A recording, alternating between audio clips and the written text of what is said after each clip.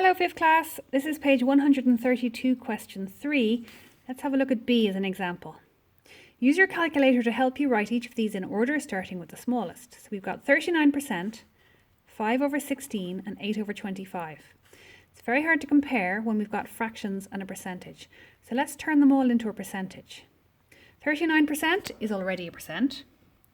So 5 over 16, well, we know how to turn that into a percent on our calculator.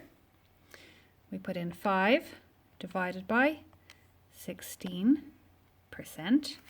We get 31.25%. So I can see that that one's smaller than my 39%. Let's check our 8 over 25.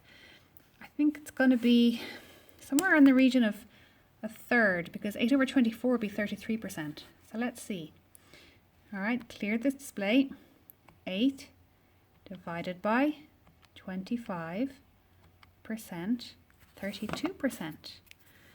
So now that I've got my three numbers all in the same format as a percentage, I can see that this one is the smallest at 31.25.